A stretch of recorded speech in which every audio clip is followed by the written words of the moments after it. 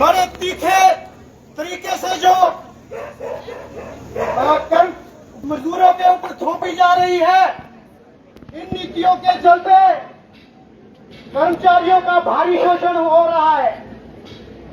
वो किस तरह से शोषण हो रहा है?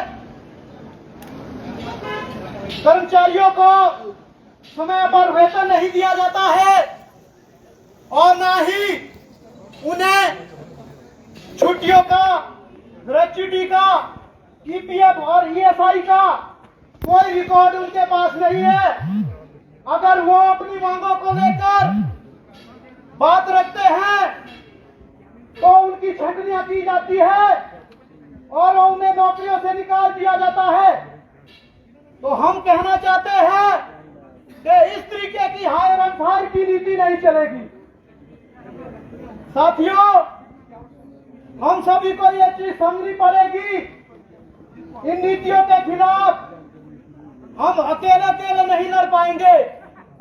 हम सभी को एकजुट होकर इन नीतियों के खिलाफ लड़ना पड़ेगा, क्योंकि ये नीतियां जिस प्रकार से सरकार बदलती है, उनके अपने ठेकेदार आते हैं और वो ठेकेदार अपने तरीके से लूट के चले जाते हैं। तो साथियों, हम सभी को ये बात समझनी पड़ेगी। जैसे कि अभी आईजीएमसी का एग्जांपल देता हूं मैं आपको, जो वहां पे 140 कर्मचारी है, वो पिछले 2 महीने से उनको वेतन नहीं मिला है।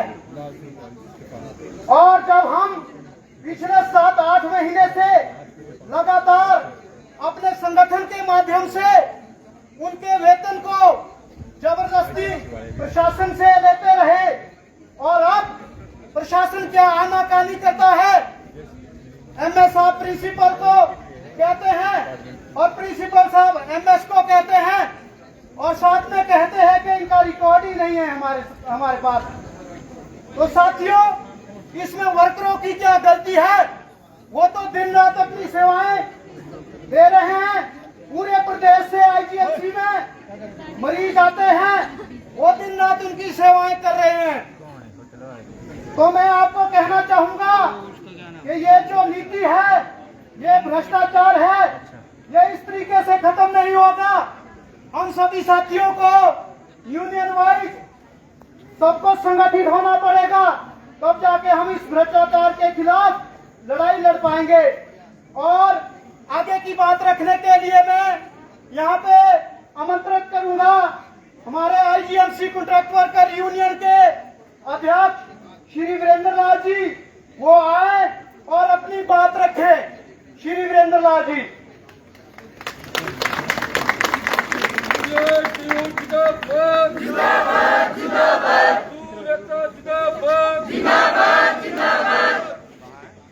यहाँ किसी ऑफिस के बाहर तस्वीरें आप देख रहे हैं विभिन्न संगठनों के धरने में मौजूद हमारे के लोग एकजुट हुए हैं। आउटसोर्स कर्मी यहाँ पर लगातार विरोध प्रदर्शन कर रहे हैं पॉलिसी बनाने को लेकर। ये देख सकते हैं आप तस्वीरें, कार्यालय के बाहर ये विरोध जाहिर कर रहे हैं। समय पर वेतन नहीं मिल पा रहा है और ठेकेदारी प्रथा के खिलाफ ये आवाज यहाँ पर आंदोलन की जा रही है। कॉन्ट्रैक्ट और कैजुअल जो कर्मी है, मल्टीटास्क वर्कर है, मल्टीपर्पज वर्कर है और फिक्स टर्म वर्कर है, वो अपना विरोध यहाँ पर जो है जाहिर कर रहे हैं। सरकार के खिलाफ रोष व्यक्त यहाँ पर किया जा रहा है। देख सकते हैं यूनियन के जो पदाधिकारी और कर्मचारी है, मैं उनका स्वागत करता हूँ।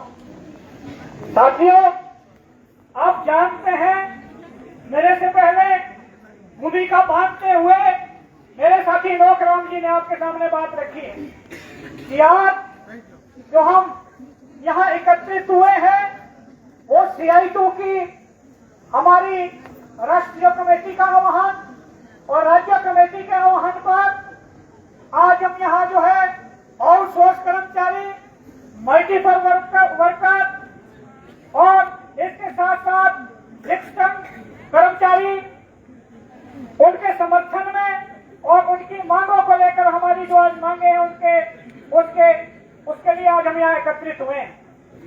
आप सब जानते हैं कि विभिन्न विभागों में आज अगर हम बात करें तो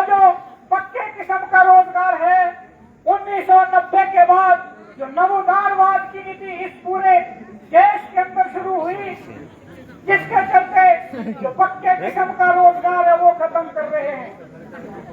आपको मैं कहना चाहता हूं कि आज प्रदेश के अंदर जितने भी सरकारी विभाग हैं उसमें 50% के लगभग आउटसोर्स कर्मचारी, मल्टीटास्क कर्मचारी, मल्टीपर्पज कर्मचारी काम कर रहे हैं। और ये भी मैं आपको कहना चाहता हूं कि जो भी कर्मचारी, जितने भी कर्मचारी आउटसोर्स हैं या मल्टीटास्क हैं, उनका जो शोषण हो रहा है वो किन बातों को लेकर शोषण है। मैं आपको कहना चाहता हूं कि पक्के किस्म के रोजगार को खत्म करके आउटसोर्स की नीति प्रदेश के अंदर भी लाई गई। ये जो आउटसोर्स की नीति है, हम समझते हैं इसमें भी बहुत सा शोषण मजदूरों का हुआ है, परंतु ये नीति यहाँ नहीं रुकी। ये नीति यहाँ से भी आगे बढ़ते हुए मल्टीपर्पज वर्कर के रूप में आगे बढ़ती गई। आप जानते हैं कि 5 और 6 हजार की नौकरी और जितने भी सामाजिक सुरक्षा हमारी है, आप किसी की मांग नहीं कर सकते।